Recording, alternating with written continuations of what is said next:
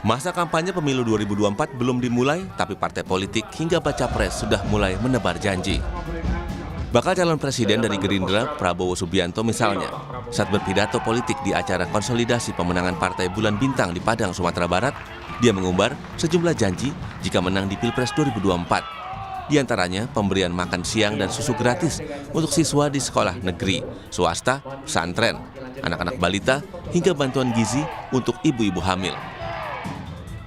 Tak hanya Prabowo, janji juga ditebar Partai Kebangkitan Bangsa (PKB) jika Ketua Umumnya Muhaimin Iskandar menang di Pilpres 2024. Janji yang disebutkan Wakil Sekretaris Jenderal PKB Syaiful Huda diantaranya menaikkan dana desa menjadi 5 miliar rupiah, BBM murah, tunjangan ibu hamil sebesar 6 juta rupiah, hingga sekolah gratis dan subsidi pupuk bagi petani berlahan kecil. Tebar janji manis sebelum masa kampanye alias curi start ini pun menjadi sorotan. Tapi tudingan curi start ini dibantah oleh Gerindra. Wakil Ketua Umum Partai Gerindra Habibur Rahman memastikan apa yang disampaikan Prabowo bukan kampanye, melainkan gagasan masa depan. Dia beralasan jangan sampai masyarakat beli kucing dalam karung dalam memilih.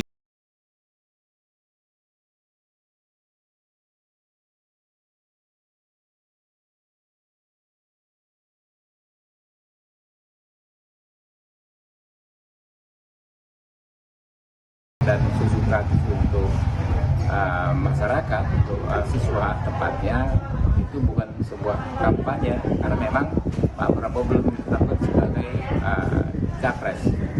Itu merupakan gagasan, merupakan ide besar dari Pak Prabowo. Memang sejak dahulu dikaji ya, bahwa Indonesia ini perlu bagi kita meningkatkan gizi bagi anak-anak, bagi anak muda supaya sehat jiwa dan badannya.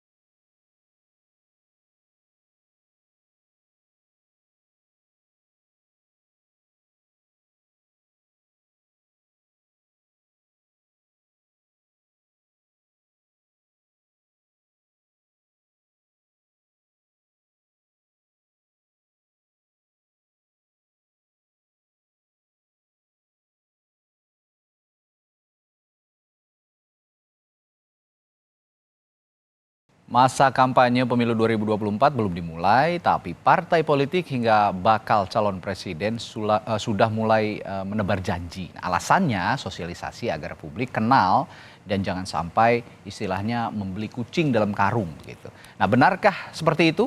Dan apakah curi start kampanye ini melanggar aturan kampanye? Seperti apa pula seharusnya pengawasan yang dilakukan? Kami akan bahas bersama sejumlah narasumber. Ada anggota Dewan Pembina Perludem, Titi Anggraini, lalu pengamat politik sekaligus Direktur Parameter Politik Indonesia, Adi Praitno, dan juga pengamat media sosial, Enda Nasution. Selamat pagi, Bapak-Bapak dan Ibu. Selamat pagi, Mas Radi, semuanya, Mas Adi, Mas Enda. Baik, sehat semua selalu ya.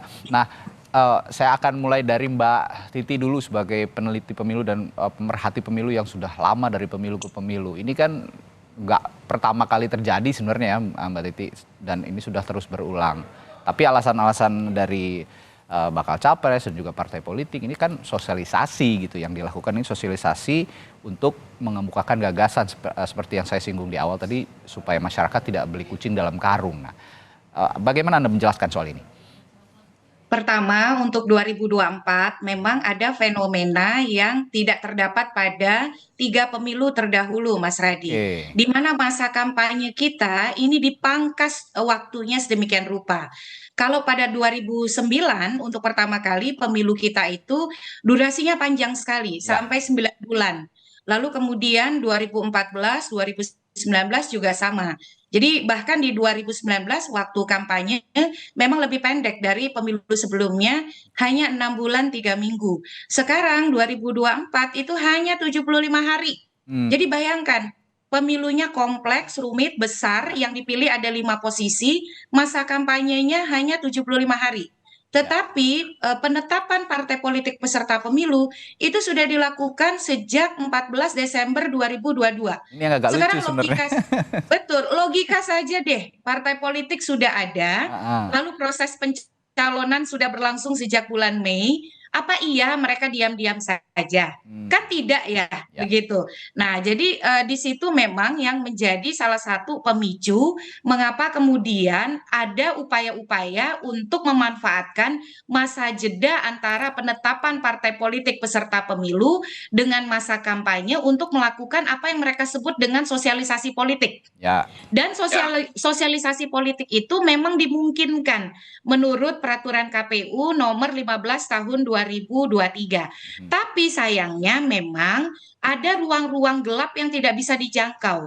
Jadi sosialisasi politik itu dibolehkan menurut peraturan KPU sepanjang tidak menampilkan tanda gambar dan nomor urut. Nah, kalau partai politik tanda gambar dan nomor urut kan sudah ada. Ya. Kita lebih mudah untuk menilai apakah ada kampanye di luar jadwal atau tidak. Betul. Tapi yang susah dinilai adalah kalau dia baru mau jadi bakal capres, baru punya elektabilitas pertama, kedua, ketiga.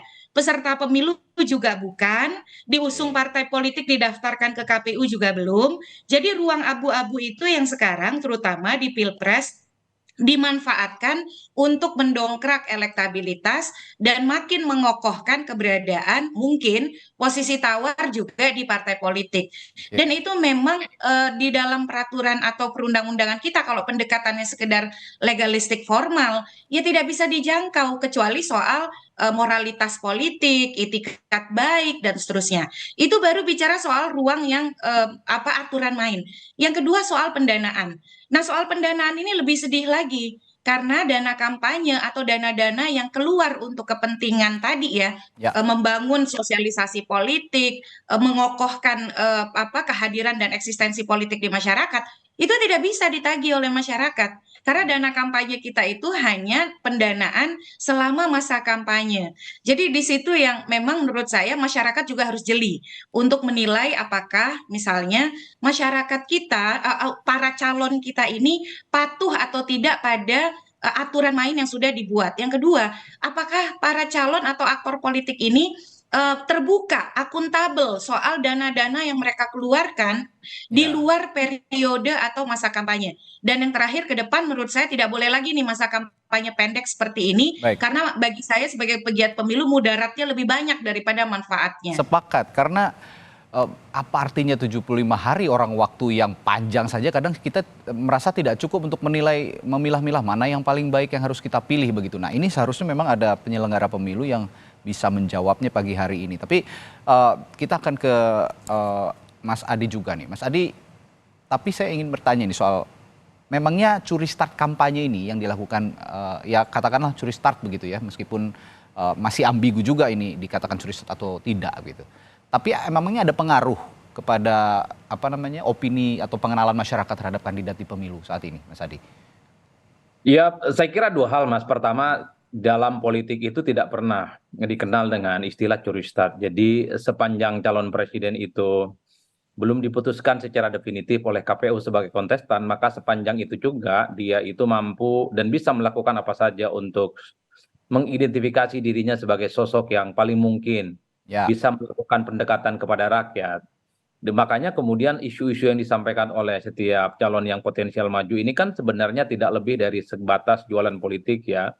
Bahwa mereka ini adalah pemimpin populis, pemimpin yang berpikir untuk rakyat, mereka keseharian hidupnya untuk rakyat dan seterusnya dan seterusnya. Padahal kita tahu bahwa yang berjanji ini adalah mereka yang saat ini juga menjadi bagian dari pemerintahannya Jokowi. Kenapa tidak dari kemarin-kemarin saja mereka bicara tentang BBM gratis, bicara tentang makan dan sarapan pagi gratis. Kenapa baru mau diomongkan setelah dirinya itu mau maju di 2024 ya. Itu yang saya tangkap sebagai sebuah sosialisasi politik supaya para calon ini teridentifikasi sebagai sosok yang pro rakyat gitu ya, populis dan seterusnya dan seterusnya. Yang kedua, Mas, ternyata memang isu-isu yang disampaikan oleh calon presiden ini adalah isu-isu yang sebenarnya down to earth, dirasakan langsung oleh rakyat ya. Yaitu isu-isu keseharian tentang mengatasi stunting, tentang gizi buruk, tentang ibu-ibu hamil gitu ya, termasuk yang menurut saya memang penting isu terkait dengan apa namanya subsidi BBM atau BBM gratis ya. Meski kita tidak pernah tahu bagaimana cara mengkalkulasi BBM gratis karena BBM dicabut subsidinya sedikit kan berimplikasi pada kenaikan BBM, ibu-ibu teriak-teriak ya yang saya kira kita tahu persis bagaimana BBM kita ini kan tidak gampang untuk dijelaskan dengan gratis dan tidak gratis. Itulah yang saya kira bahwa dalam mazhab politisi itu sederhana, janji dulu diaplikasikan belakangan. Kan itu saja judulnya, Mas. Janji dulu, persoalan itu dilakukan atau tidak itu lain hal. Karena kalau kita tracking satu persatu, ya semua dari janji para politisi di negara ini, mungkin cuma 1% yang terwujud. Selebihnya itu adalah janji-janji gombal, lip service sebagai upaya untuk mempengaruhi pemilih sebenarnya. Oleh karena itu, penting kita ke depan gitu untuk men-tracking calon pemimpin kita itu bukan hanya mereka yang ngomongnya cukup bombastis, bahasa anak sekarang itu lebay, tapi sebenarnya cukup tidak bisa dipertanggungjawabkan. Coba bisa dibayangkan, makan gratis itu duitnya dari mana? Mestinya yang diperkuat itu soal bagaimana ketahanan pangan. Orang kembali nyaman menjadi petani. Kan problemnya sekarang banyak orang desa itu tidak mau jadi petani. Mereka itu tidak mau misalnya tanam padi dan seterusnya. Di kampung saya di Pulau Madura di sana, Mas, banyak petani-petani sekarang itu tidak mau jadi petani. Mereka ngerantau ke Jakarta jadi tukang apa namanya pedagang sembako, ada yang jadi TKI dan seterusnya. Karena menjadi petani itu tidak menjanjikan untuk sustainability kehidupan mereka. Mestinya yang dilakukan itu adalah bagaimana mensejahterakan petani. Mereka itu kalau panen kemudian dibantu menjual panennya. Jangan sampai panen itu bingung nih mau dijual kemana. Termasuk subsidi, subsidi pupuk, subsidi pangan, dan seterusnya, dan seterusnya. Saya lihat rata-rata ini kan yang disampaikan oleh para calon kan bukan hanya soal bombastis, tapi dalam banyak hal tidak realistis, dan target jangka pendek, subsidi, subsidi, dan gratis, dan gratis. Mestinya yang di-empowering itu adalah soal sektor yang mau dikembangkan. Misalnya soal makan gratis, kenapa tidak sektor ketahanan pangannya jadi perbaiki? Misalnya soal subsidi BBM, kenapa yang dibicarakan itu tidak terkait dengan soal lifting minyak misalnya, atau bicara tentang renewable energy, energi terbarukan. Supaya kita itu jauh lebih melompat ke depan. Rata-rata yang disampaikan ini kan jangka pendek untuk kepentingan 2024 supaya dipilih, orang datang ke TPS dan mereka ini dinilai sebagai pemimpin yang pro rakyat, peduli terhadap masyarakat dan populis. Bagi saya inilah yang kemudian membuat politik kita itu menjadi tidak sehat karena hampir 99% janjinya itu ya sebenarnya adalah janji-janji yang tidak realistis dan sangat utopis untuk bisa diwujudkan. Jadi ya kelihatannya baru tapi sebenarnya so yesterday ya isu-isu ini banyak yang sudah diungkapkan jauh-jauh hari dan hanya untuk jangka pendek. Dan juga kalau saya nyimak analisisnya Mas Adi tadi, ini kayaknya kita perlu lembaga khusus untuk menagih janji-janji politisi ini karena tidak ada yang maksud saya tidak ada lembaga ataupun civil society yang berkumpul untuk secara khusus menagih janji-janji ini. Ini yang harus diperhatikan juga sebenarnya. Sebenarnya ada, Mas. Hampir semua politisi, civil society, aktivis-aktivis itu rutin menagih janji para politisi. Tapi tidak kedengeran suaranya gitu loh, Mas Adi. Ya, bukan tidak didengar, pura-pura tidak dengar, Mas. Karena memang tidak realistis program mereka itu. Oke, karena tidak realistis. Nah, yang menarik juga dari sosialisasi para politisi, para bakal capres dari yang diusung partai-partai politik. Sekarang ada tambahan sebenarnya dari sosialisasi mereka di media mainstream. Sekarang ada media sosial yang sebenarnya makin sulit juga diawasi. Saya akan ke Mas Enda nih, janji-janji manis yang bertebaran di media sosial, Mas Enda. Menurut Anda, video janji manis ini cepat sekali beredar karena masyarakat termakan janji-janji mereka atau karena mereka tidak percaya, Mas Enda? Ya, secara umum sih ya dari apa yang saya lihat justru malah janji-janji ini jadi bahan permainan gitu kalau di media sosial ya. Jadi komentar menarik juga mencermati opininya Mas Adi tadi ya bahwa memang ini tidak sehat, tapi di sisi lain juga masyarakat jadi kebal sih sebenarnya ya. Mungkin minimal masyarakat media sosial ya, karena kita juga sudah pernah mengalami janji-janji sebelumnya, lalu kemudian janji-janji yang sekarang juga tidak ditelan bulat-bulat juga gitu. Jadi begitu ada janji akan ada yang ini gratis, itu gratis, pertanyaan pertama memang di media sosial adalah caranya gimana gitu kan. Jadi malah jadi bahan permainan. Nah, ini mungkin masukan juga buat para capres, siapapun yang mau dan mungkin para caleg juga sama ya, akan ada semacam janji-janji juga. Saya rasa bukan saja permasalahan janjinya, tapi mungkin perlu semacam breakthrough atau ide kreatif sehingga memang janjinya ini atau idenya ini atau gagasannya ini bisa keluar dari keluar dari standar janji-janji politik yang lain gitu. Jadi malah bisa jadi mungkin menangkap imajinasi publik ya, sehingga mungkin jadi value-nya bisa lebih gitu. Dan tentunya harapan kita adalah ini bukan sekedar janji, tapi bisa dijalankan, memang ada rencananya, ada targetnya, lalu kemudian memang akan dilaksanakan gitu. Oke, nah sekarang juga sebenarnya konten-konten para politisi ini sudah menyasar media sosial dan sudah banyak yang dikemas secara kekinian gitu. Nah, nanti setelah jeda kita akan juga melihat, akan menganalisis seberapa besar sebenarnya informasi atau video-video yang dikemas secara khusus di media sosial ini bisa memengaruhi opini masyarakat akan satu kandidat atau partai politik terkait janji-janji manis yang sudah mereka utarakan sebelumnya di media-media mainstream. Kami akan bahas sesaat lagi, tetaplah bersama kami di Sapa Indonesia Pagi.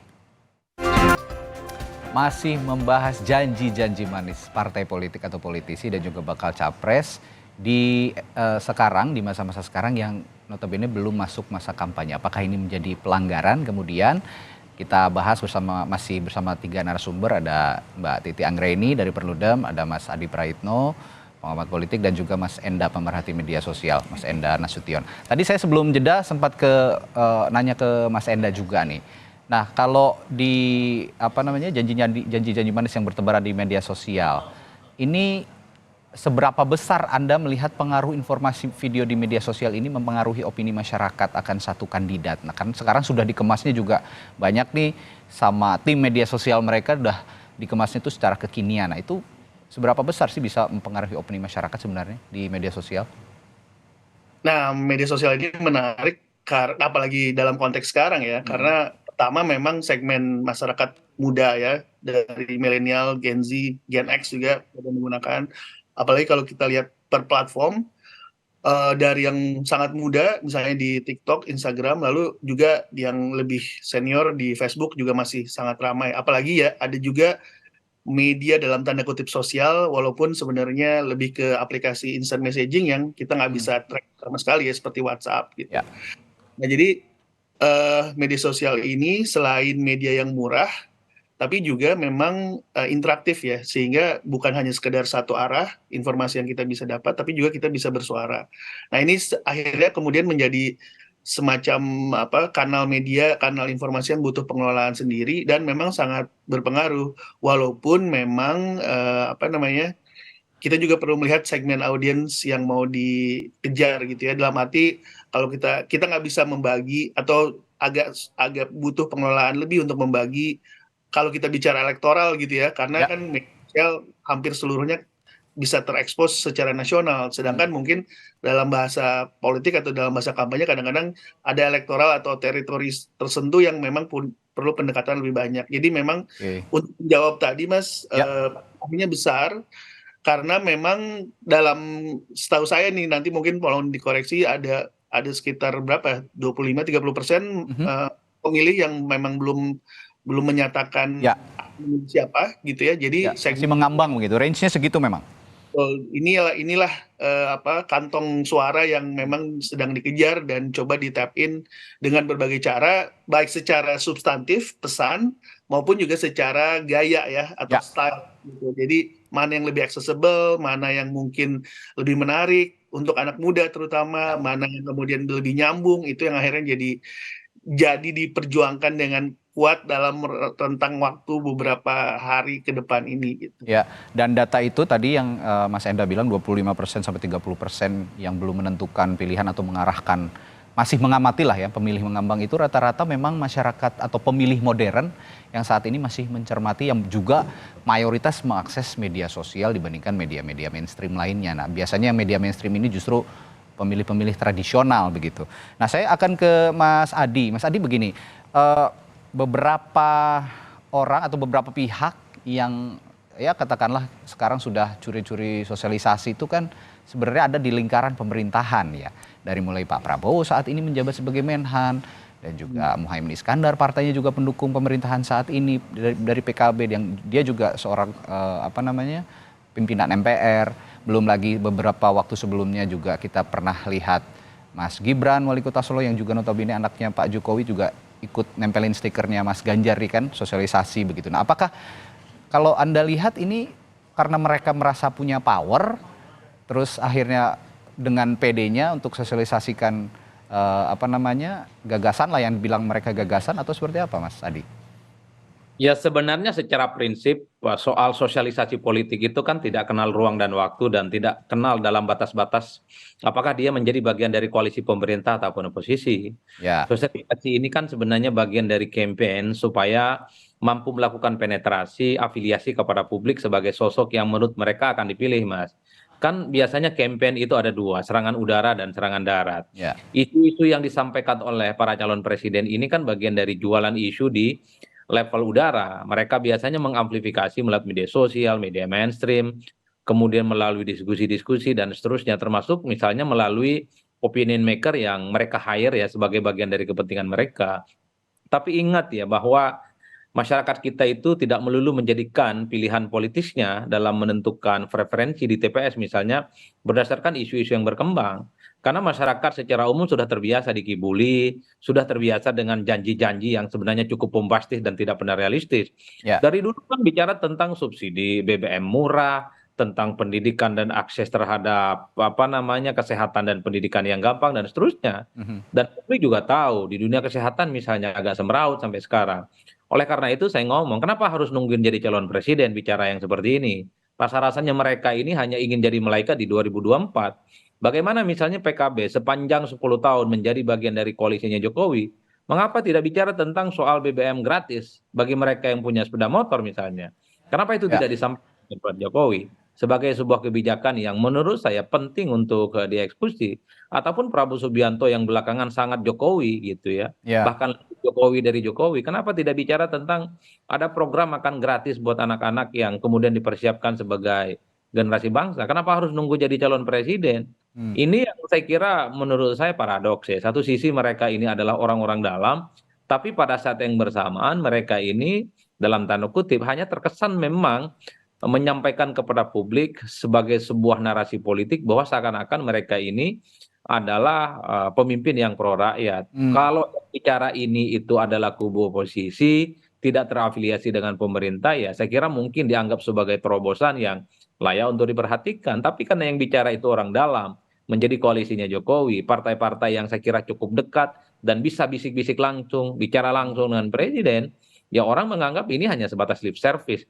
jualan janji politik yang saya kira memang selama ini sering dilakukan oleh para politisi. Oleh karena itu Mas, selain janji-janji politik yang sebenarnya orang sudah apatis, yang paling penting adalah bagaimana melakukan kerja-kerja politik yang nyata ya. Kalau kita lihat kepada masyarakat, faktor apa yang kemudian akan mereka lakukan gitu dalam menentukan pilihan adalah pemimpin yang sering ditemui oleh mereka. Ya, kunjungan langsung, belusukan langsung, sosialisasi langsung, bisa diajak selfie di sawah, bisa diajak selfie dan seterusnya.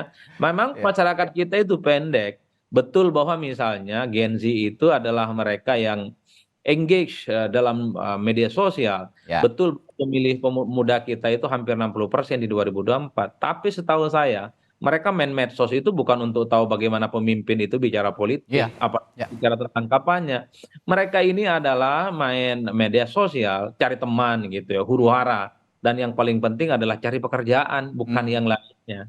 Oleh karena itu, kalau memang ini penetrasinya untuk pemilih muda, saya kira isunya bukan isu yang sebenarnya isu langitan dan sebenarnya sudah usang. Kalau mau ya, apa yang kemudian dekat dengan keseharian anak-anak muda itulah yang dibicarakan. Misalnya bisa kuliah dengan gampang, akses terhadap dunia pekerjaan juga relatif mudah dan seterusnya dan seterusnya. Dan saya lihat juga lebih ke diskusi tatap muka, mereka lebih mengenal gitu ya Mas Adi ya. Kalau dibandingkan karena ada kampanye di media sosial. Betul, ada interaksi langsung sebenarnya yang dibutuhkan oleh para pemilih. Untuk apa misalnya memilih pemimpin tapi kakinya tidak nyentuh tanah. Mereka tidak di menara gading tapi tidak bisa dialog secara langsung. Kenapa anak muda ini disasar? Karena anak muda ini treatmentnya harus equal. Jadi calon pemimpin yang akan mereka pilih itu harus bisa diajak langsung. Kalau di medsosnya di-mention, diajak dialog, harus direspon satu persatu, Mas. Itulah yang disebut dengan demokrasi langsung. Ya. Makanya muda ini agak apatis karena ketika mereka komplain, ketika mereka bicara tentang kesulitan hidup mereka, baik melalui medsos atau apapun tidak ada respon. Oleh karena itu, para politisi ini ya hanya sebatas Ya. jualan politik ya. Sebenarnya Mas Adi, kalau kita lihat kriteria yang tadi Mas Adi jelaskan, sejauh ini Wali Kota Solo Gibran Rakabuming Raka melakukan hal itu ya. Jadi mereka merespons langsung begitu dari media sosial, langsung turun ke lapangan kalau memang ada keluhan dan itu diutarakan di media sosial. Nah, ini sebenarnya bisa jadi contoh kan untuk para politisi mengampanyekan atau misalnya berinteraksi dengan para konstituennya begitu ya Mas Adi. Betul, pemilih kita ini kan ingin bagaimana bicara langsung dengan calon yang akan mereka pilih, Mas. Ya. Medsos itu salah satu cara mungkin, karena kalau mau menghadap mereka susah, protokoler, ada janji-janji, macam-macam lah ceritanya. Ya. Nah, medsos itu paling mungkin bagaimana ada interaksi dua arah antara leader, calon pemimpin dengan pemilih. Oleh karena itu, kita bisa cek itu setiap medsos yang bikin janji-janji politik, apakah ada responnya? Rata-rata ada respon, Pak. Ditanya, bagaimana pekerjaan kita ini? Kita lulus nih SMA, sulit cari pekerjaan, mau kuliah ribet, dan seterusnya. Nggak ada jawaban, Pak. Jadi dalam banyak hal sebenarnya janji-janji politisi ini ada di langit gitu ya. Kenapa tidak bicara tentang jangka panjang gitu ya? Soal BBM, soal bagaimana ketahanan pangan, soal gaji guru, gaji PNS, dan seterusnya, dan seterusnya. Baik. Jangan pernah berpikir seakan-akan hidup ini selesai di 2024 lah, kira-kira begitu. Janjinya masih di langit begitu. Nah, ini tadi soal konten janji-janji manis dari para politisi. Tapi sekarang saya akan ke Mbak Titi, karena sudah kecebur lah istilahnya gitu. Sekarang masa kampanye pendek, tapi sudah banyak juga yang mulai nyolong-nyolong lah ya, curi-curi untuk sosialisasi. Tapi jika kandidat ingin memperkenalkan lebih awal, katanya kan biar nggak beli kuci dalam karung begitu Mbak Titi. Mereka ingin mengenalkan lebih awal kepada masyarakat gagasan-gagasan mereka, meskipun ya yang saya katakan tadi belum nggak juga terlalu baru karena gagasan-gagasan ini masih ada, sudah pernah ada pada pemilu-pemilu sebelumnya. Tapi kalau mereka pengen dikenal lebih awal oleh masyarakat, sebenarnya apa yang harus dilakukan agar tidak menyalahi aturan sejauh ini? Ya, tadi sudah disampaikan ya bahwa media sosial itu memang menjadi peluang yang bisa dimanfaatkan di tengah sempitnya durasi kampanye. Tapi juga publik perlu ingat, citra diri itu bisa dikreasikan sedemikian rupa, tetapi rekam jejak tidak pernah bisa dibeli. Nah, presiden dan wakil presiden di Indonesia itu dinominasikan oleh partai politik atau koalisi partai politik. Ya. Jadi korelasi antara partai politik dan bakal calon presiden itu sangat dekat. Tidak mungkin kita punya presiden yang bisa bekerja baik kalau tidak ditopang oleh partai politik yang juga baik yang ada di parlemen. Nah, oleh karena itu pertama menurut saya publik tetap harus tidak boleh melupakan partai politik dalam hal ini pemilu DPR, DPRD, dan juga tentu DPD. Karena hiruk pikuk gempita pilpres itu realitasnya membuat publik kita tidak terlalu peduli dengan pemilu legislatif. Jadi atensi intensinya itu mayoritas untuk pilpres. Makanya kalau kita lihat 2019, tingkat partisipasi kita memang tinggi. Saya tidak terlalu khawatir ya soal angka pengguna hak pilih 81%. Padahal kita voluntary vote gitu ya, sukarela. Tetapi kepedulian terhadap pemilu legislatif itu rendah. 11,12% suara yang diberikan di TPS itu tidak sah. Dan mayoritas dibiarkan surat suara legislatif itu kosong. Karena mereka tadi prioritasnya adalah di pilpres, dan yang kedua pemilu legislatif itu dianggap rumit sehingga tidak mau terbebani, ya sudah surat suara diterima tapi tidak dicoblos, dibiarkan kosong masuk ke dalam kotak kembali. Itu pertama. Yang kedua, pada dasarnya sosialisasi politik, apa yang dilarang di kampanye itu juga mestinya tidak dilakukan di sosialisasi politik. Jangan sampai karena ini belum masa kampanye, belum ada calon, lalu terjadi bagi-bagi uang. Lalu kemudian terjadi hal-hal yang sifatnya transaksional karena memanfaatkan ruang kosong tadi dan penegakan hukum lebih abu-abu untuk ditegakkan.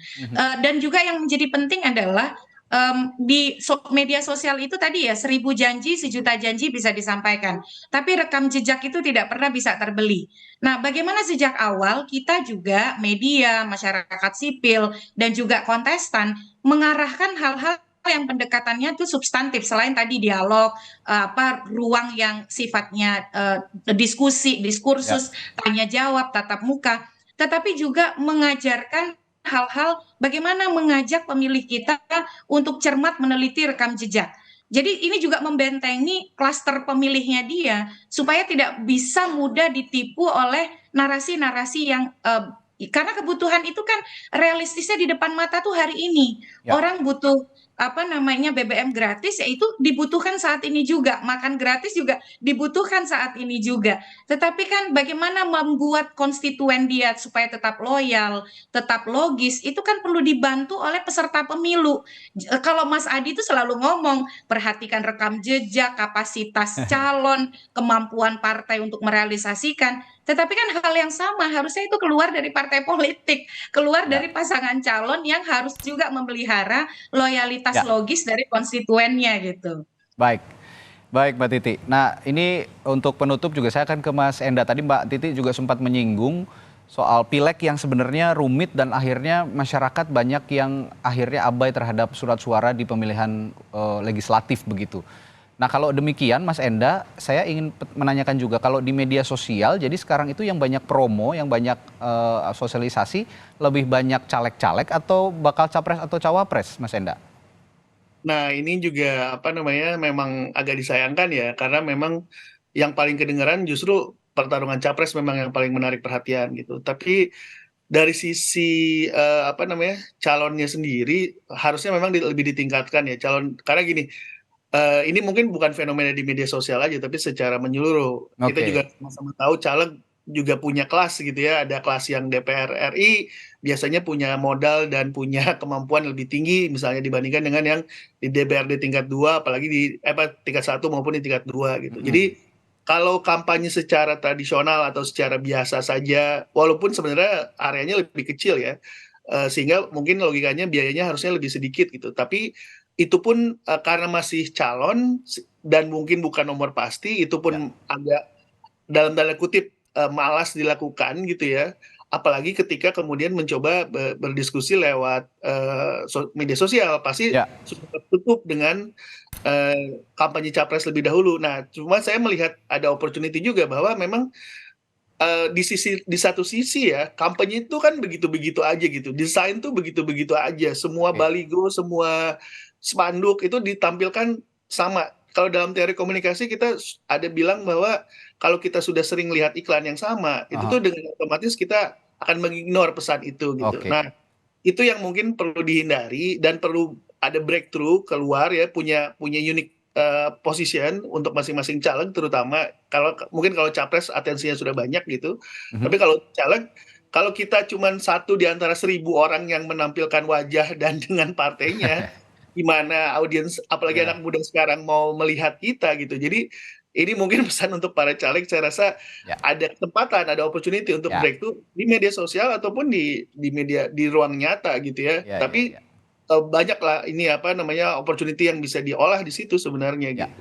Lagi-lagi kalau ngomongin media sosial memang bicaranya inovasi, konten-konten itu nggak bisa flat-flat aja gitu ya kalau mau diperhatikan oleh para penikmat media sosial. Dia harus memang eye-catching, ear-catching dan sebagainya. Ini yang harus diperhatikan bersama oleh para politisi. Nah, ini sebagai penutup untuk Mas Adi juga Mbak Titi, saya akan informasikan dulu nih sebenarnya kita sudah mengundang penyelenggara pemilu dari Komisi Pemilihan Umum dan juga Bawaslu untuk mendiskusikan hal ini yang sebenarnya harusnya bisa dengan jelas menerangkan aturan-aturan kampanye di pemilu 2024, tapi belum ada yang bisa menghadiri dialog kita di pagi hari ini. Tapi terakhir dan Mas Adi dan juga Mbak Titi, pesan-pesan untuk penyelenggara pemilu sebenarnya dalam konteks kampanye pemilu yang begitu singkat, mulai dari Mas Adi silakan. Ya sederhana, KPU itu dan Bawaslu jangan terlampau bicara sesuatu yang di luar tupoksinya. Mereka fokus pada pekerjaannya itu supaya pertama masyarakat itu datang ke TPS bukan karena janji, bukan karena uang, dan bukan karena mobilisasi logistik ya. Tapi memilih pemimpin di tengah keterbatasan kampanye, tentu dengan men-tracking dari segala hal yang sudah mereka lakukan. Terkait dengan Pilpres, saya kira orang yang akan bertanding di 2024 bukan newcomer, tapi adalah mereka yang saya kira punya track record, punya rekam jejak yang sudah bisa kita lihat secara transparan. Siapa yang banyak ngomong tapi kinerjanya dikit, dan kita juga bisa melihat siapa yang ngomongnya sedikit tapi kerjanya banyak. Ya tentu kita semua sudah ada preferensi politik masing-masing ya. Dan yang paling penting persis ini Mas, bahwa 2024 itu bukan hanya pilih presiden ya, tapi anggota dewan bagi saya cukup menjadi preferensi pilihan politik kita yang saya kira kita tahu persis mereka ini tidak pernah kampanye sebenarnya. Kampanye dengan mobilisasi, mobilisasi dengan cara ya transaksi politik, vote buying dan seterusnya yang saya kira apalagi yang petahana ya Mas Adi ya. betul, karena politisi ini kan rata-rata main di tikungan akhir, nggak perlu visi misi, nggak perlu kampanye, nggak perlu janji politik, nggak perlu sosialisasi, nggak perlu door to door campaign. Mereka itu datang sehari 2 hari jelang pencoblosan, meyakinkan pemilih dengan uang, dengan logistik yang saya kira dan akan menang gitu. Udah selesai. Pemilih kita kan pendek-pendek Mas. Siapa yang datang di akhir bawa sembako, bawa bantuan, apalagi ada transaksi atas nama Tuhan. Ingat ya, atas nama Tuhan kalau macam-macam lah Mas. Ini saya kira memang cukup bahaya bagi demokrasi kita. Mari kita berharap masyarakat kita itu menjadi pemilih yang rasional, dan saya juga berharap kepada elit dan politisi jangan pernah melulu mereka itu dijadikan sebagai objek dalam sebuah pemilu, tapi jadikan mereka itu sebagai pemimpin, pemilih yang rasional, yang secara perlahan ini akan meningkatkan bagaimana indeks demokrasi kita itu bertumbuh secara signifikan, bukan hanya soal datang ke TPS itu maksimal, tapi yang paling penting basis kognitif dan perilaku mereka itu didasarkan pada preferensi-preferensi yang juga cukup rasional. Ya, pesan dari Mas Adi adalah kalau jadi politisi, apalagi mau pemilu, janganlah punya gagasan-gagasan yang pendek, apalagi ingin dipilih secara instan begitu, karena bukan untuk kemajuan yang singkat, tapi untuk kemajuan jangka panjang untuk bangsa ini. Nah, yang terakhir ke Mbak Titi, pesan untuk penyelenggara pemilu dan juga pesertanya seperti yang diutarakan Mas Adi tadi, silakan. Kalau saya terhadap penyelenggara pemilu sederhana saja, sesuai dengan tugas fungsinya, banyak bicara, banyak bekerja. Tapi yang dibicarakan itu adalah menyampaikan perkembangan tahapan pemilu dengan utuh, dengan komprehensif, dan juga mudah kepada publik. Jadi penyelenggara pemilu harus banyak bicara kepada publik, sejauh mana tahapan sudah dilaksanakan, akses informasi, dan juga bagaimana kemudian misalnya contoh kenapa pendaftaran capres dipercepat, itu justru jangan sembunyi penyelenggara pemilunya, sambil bekerja sesuai tahapan. Tidak perlu membangun narasi yang sifatnya masih perbincangan politik, percepatan pilkada lah dan seterusnya. Itu yang pertama. Yang kedua, penyelenggara pemilu, karena kita berhadapan dengan pemilu yang rumit, kompleks dan besar, akses informasi publik juga harus dibuka dengan luas. Masa riwayat hidup caleg baru dibuka nanti 3 November, harusnya dari sekarang. Jadi pendekatan-pendekatan yang menyatakan sedikit-sedikit ini informasi dikecualikan, informasi rahasia. Caleg itu butuh dikenal oleh publik melalui informasi yang kredibel. Informasi kredibel itu dari mana? Dari KPU. Oleh karena itu, bukalah riwayat hidup caleg dari sekarang begitu. Kepada peserta pemilu ya tentu saja. Sebagian dari negara ini urusannya sebagian besar hulunya itu ada di partai politik. Baik buruknya Indonesia itu saya perhatikan dan saya alami dari partai politik. Jadi mulailah menjadi institusi yang memang yang akan membawa Indonesia lebih baik. Bukan sekedar pragmatis ataupun kemudian kepentingan yang sifatnya jangka pendek. Nah, karena itu saya kira partai politik menjadi ujung tombak ya untuk betul-betul memastikan 2024 itu bukan sekedar seremoni, tapi kita akan memilih peserta pemilu yang punya tawaran jelas, peta jelas terhadap Indonesia akan dibawa kemana ke depan. Baik, bukan sekedar seremoni dan manisnya janji-janji politisi yang kita bahas pagi hari ini, jangan sampai mencederai demokrasi karena janji sesuatu yang harus dilunasi. Kira-kira begitu yang bisa kita tarik garis besarnya dalam diskusi pagi hari ini. Terima kasih narasumber saya pagi hari ini ada Mbak Titi Anggraini dari Perludem, lalu Mas Adi Praitno dari Direktur Eksekutif Parameter Politik, dan Mas Enda Nasution, pemerhati media sosial. Terima kasih Bapak-Bapak dan Ibu, sehat selalu. Semuanya.